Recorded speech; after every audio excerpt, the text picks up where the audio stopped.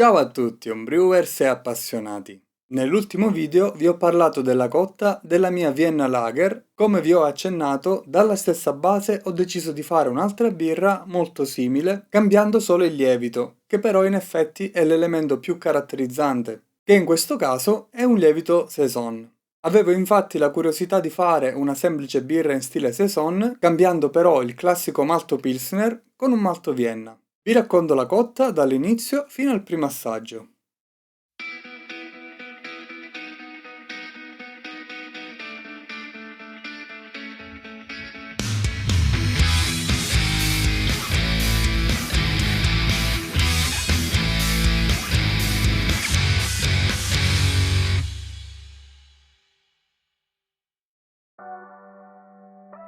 L'obiettivo di questa cotta è quello di verificare come cambia la percezione di una birra Saison con un grist di malti Vienna al posto dei più classici Pilsner.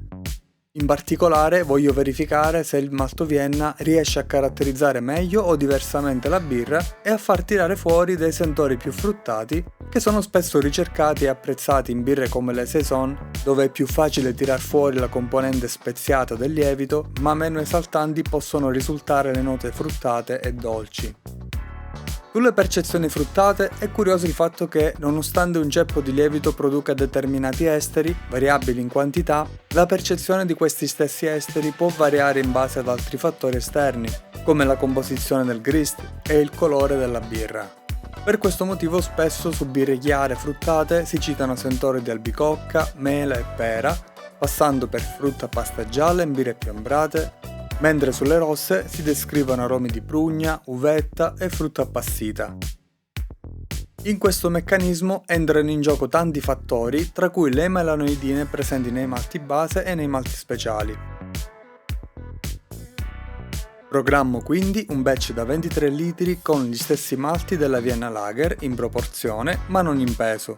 Mancherà però lo Special X, non mi interessa ricercare qui note bruciate o lievemente tostate.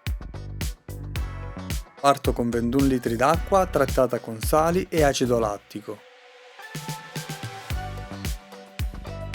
Il grist è composto da 91% di Vienna e 9% di Cara Vienna, che ho macinato con qualche piccola regolazione sul mio mulino per non sfarinare troppo.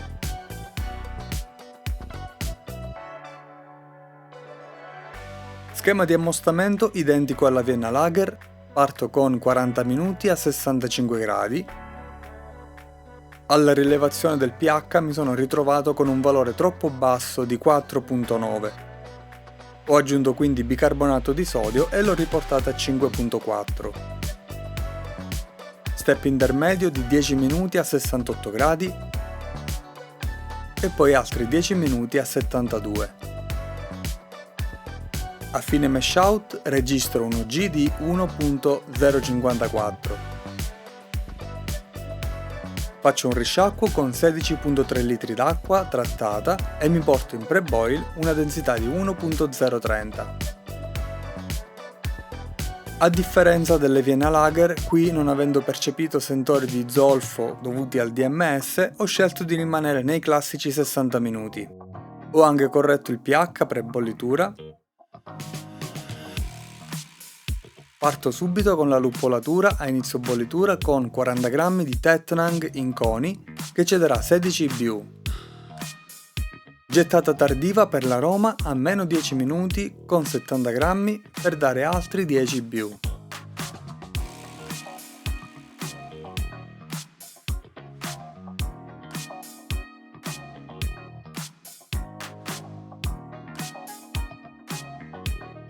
Ho aggiunto poi a fine bollitura gli ultimi 25 g di luppolo che erano rimasti giusto per non conservarli. A fine raffreddamento sposto il mosto in fermentatore. Registro un G di 1.035. Come lievito vado con il classico B134 della Fermentis. Considerando la densità avrei potuto usarne anche una sola bustina. Ho reidratato 22 g in acqua a temperatura ambiente, 10 volte il peso del lievito e l'ho inoculato.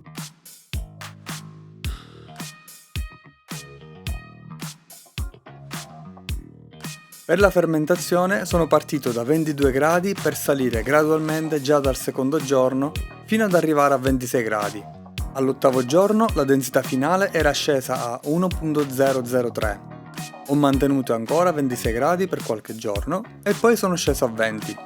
Non ho fatto un vero e proprio cold crash perché ho notato una scarsa tenuta del fermentatore. Ho ricontrollato tutte le chiusure, ma in qualche modo mi sembrava che il fermentatore tendeva a perdere dalla guarnizione del pozzetto.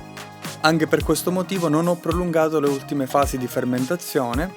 Ho rilevato al 17° giorno una densità finale di 1.002. Ho fatto il priming in bottiglia per raggiungere 2.8 volumi di CO2 per litro e ho imbottigliato. Trascorse 4 settimane dall'imbottigliamento, ho assaggiato la birra.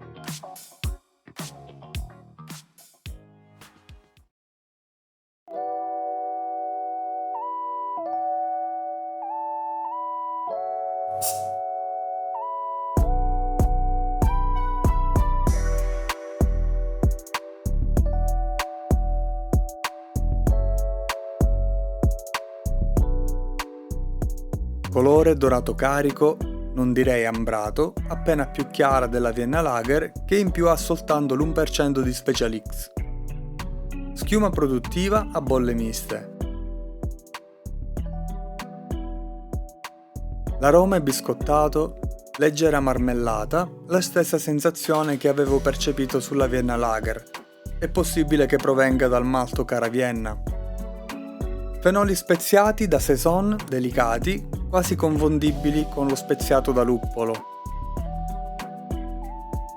Al gusto entra leggermente dolce, secca in bocca, non rimane dolcezza nel finale, però emerge un off flavor da ossidazione non esattamente leggera, quindi direi quasi cartone bagnato.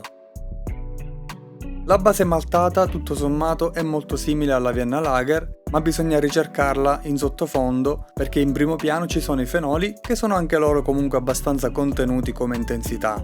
Essendo una saison di gradazione molto bassa, si percepisce tutto ma molto meno intenso. Mancano le note fruttate, mi sarei aspettato più esteri, non tanto dal solo lievito ma dall'accostamento di questi malti con il lievito saison. L'amaro percepito è medio-basso. Qui abbiamo gli stessi BIU della Vienna Lager, ma complice la bassa FG si percepiscono molto di più. Ma anche qui per lo stile secondo me sono bassi. Lo stesso luppolo Tettnang nelle due birre ha estratto molto meno amaro. Tutto questo comunque fa da cornice ad una birra che risulta danneggiata dall'ossidazione. Non si beve piacevolmente, si assaggia, si apprezza qualcosa, ma nel complesso non è una birra che hai il piacere di finire.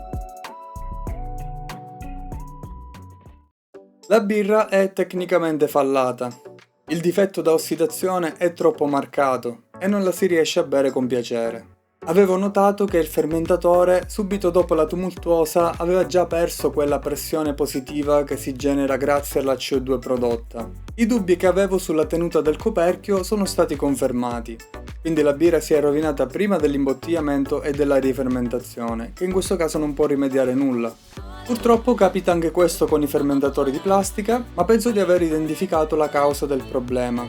Ho notato che quando sanitizzo il fermentatore poco prima di montarlo, essendo il Saniclean molto schiumogeno, ho notato che ha un tensioattivo che tende a far scivolare le guarnizioni durante il serraggio.